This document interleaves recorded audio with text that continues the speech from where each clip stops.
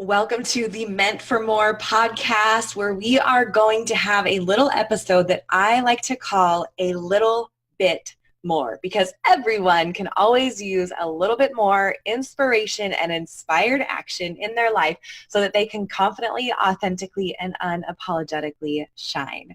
Are you guys ready? All right, here we go. I'm so excited to chat about today's topic. And this is actually this has been a conversation that has come up not only within my challenge that I have going. I have a 14 days to Unshakable Confidence challenge, but in outside conversations, outside of my coaching clients, where this has really been coming up a lot. And this is kind of, so many people are struggling with worrying about what other people think. And so this worrying about what other people think causes them to not do the thing, not share the thing, not reach out to people, not do the live video, to not create the thing, to not jump into the thing, whatever it might be for someone, right? And so many people are struggling with what other people think about them, and it's preventing them from showing up in the world in a bigger and a brighter way. So today's episode is all about how to improve your self-image and not worry about what others think about you. All right, you guys. So here we go. Like I said, that so many people have been struggling with this. And so I felt like I just needed to do an episode to address at least some of this and give you guys not only just some inspiration, but some understanding behind it, because there is knowledge and there is power in truth. And give you some implementable strategies so that you can take this episode right away and start to implement some of this stuff and see a big shift in your life right away. So does that sound good, you guys? If it does, like, nod your head, like raise your hand, like talk back to me, even though I can't hear you in this podcast. But feel free to say, yes, I'm with you. I'm ready for this. So here we go. So some of where this is coming from is actually, this is something that I used to really struggle with, you guys. I used to really, really struggle with worrying about what other people thought about me. So when I had multiple businesses in the past, and when I was selling something or sharing something, I was so worried about what other people thought about me if I reached out to them. Maybe they had said something, right? So I was a personal trainer and a nutrition coach and a certified health coach. And so someone maybe posted something, on social media, and they were like so tired of being sick and tired, right? They were like, why am I tired all the time? And I know for me, I had a solution, right? I had something that had shifted my life and implemented healthy strategies within my life and healthy habits within my life. And so I knew that I had something for them. But I would not reach out to them in fear of what they would think, that I just wanted to sell them something, or that I was just reaching out because I wanted to make money, or because, whatever it might have been, right? Whatever that ego brain, whatever that limiting belief was telling me. And but it really boiled down to what I was so worried about, what other people thought, compared to then the belief that I had something that could shift and change their life. And I knew it with every cell of my body, and I still do. So if you are tired, send me a message. If you're tired of being tired, send me a message, and I can send you over some information. But what's really important about this concept is it's figuring out where these beliefs come from, where these things stem from, where the root of this belief comes from, right? So why are we so worried about what other people think about us? Okay. So here's what's really interesting is if you kind of take a step back in your life and look over the different emotional instances where maybe you have done something, maybe you were afraid to do something and you reached out, so here's an example. So for me, when I was younger, I moved to a new school. And I was kind of scared to meet new friends, and I kind of was met some girls on the playground. I was like, can I come play with you guys? And they said, no, you can't, right? So my 6-year-old little heart at that time, that really hurt my little heart. And so I attached an emotion, a subconscious belief to that emotion that said, I am rejected, or I am not enough. I don't have what it takes to be accepted, to play with them, for them to like me. And so now all of a sudden, because of that emotional experience, and for you, it doesn't matter if you're looking back at your emotional experiences, it doesn't matter how big or small they are. It doesn't matter. All that matters is that there was an emotion that attached a belief to your subconscious. Okay. So understand that it doesn't have to, it can be big, small, little, like neither one is right or wrong, just as long as there was an emotional experience that was there and you attached a belief. And then here's what's really interesting about when this happens. Because our subconscious mind and our brain is an amazing, amazing tool, an amazing thing, what starts to happen is, in the psychology world, we call this the confirmation bias. So it's kind of like, have you ever been looking for a new car and all of a sudden you see that car everywhere? Have you been there before? I know that I totally have, right? Like my husband got a new to us truck not too long ago. And as he started looking at trucks that he wanted to get and narrowed it down, and okay, I like this, and here's our budget, right? All of a sudden we saw them everywhere. And that's the amazing power of our subconscious, of this concept, what's called the confirmation bias. So now all of a sudden, when you shift your focus, when there is a belief, when there is an intention that this is what I'm getting, you will start to see it everywhere. Is this making sense, you guys? So now then back to this limiting belief that we might have, right? So now the story for me where I felt rejected, like I wasn't good enough, that I didn't have what it takes, that girls didn't like me, right? So now all of a sudden, because of this emotional experience that attached a belief to my subconscious, based off of my perception, now all of a sudden, because of that belief, because it's like that attachment is like, you're going to get this. Now, all of a sudden, the confirmation bias, now my subconscious and my brain is going to be looking for those experiences to confirm that feeling and to confirm that belief and to confirm a similar situation like that.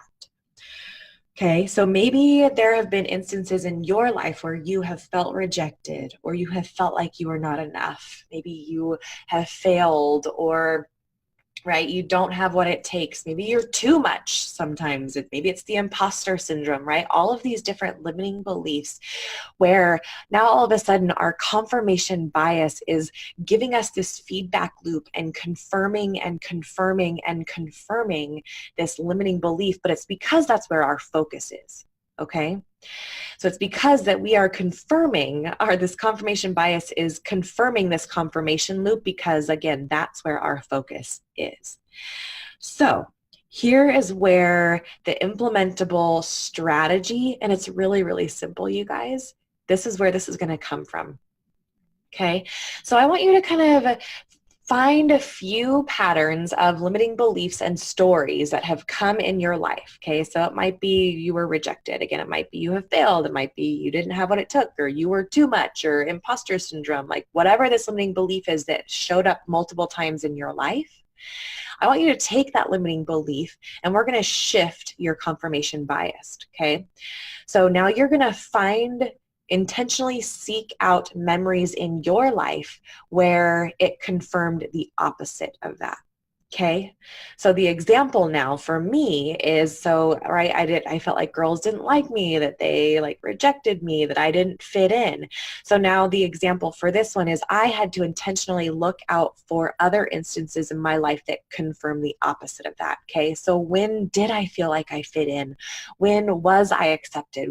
Who were my good friends? Where was I able to be authentic and felt safe? And where were my BFFs? And what did I feel like, and who did accept me? And when, like I was on sports teams for my entire life. So I was actually surrounded by a lot of girls, and we had a great time, and we had great team camaraderie for the most part, and had close friends on my teams, right? So now all of a sudden I am shifting the focus, and I am shifting my belief, and I am shifting this feedback loop to this other side that confirms the opposite of that limiting belief.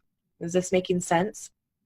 So maybe if you have the imposter syndrome, right? Maybe you're trying to do the thing, create the thing, build the thing, launch the thing, and this imposter syndrome comes in and says, you don't have what it takes. Who are you to say that? Who are you to share that? Who are you to put that on your website or your business card, or who are you to even have a business card, right? Whatever it might be for you, right? This imposter syndrome, or you have to go just go listen to another thing or take another course or go get another certification or another degree before you do the thing, create the thing, launch the thing, right? This is kind of the imposter syndrome.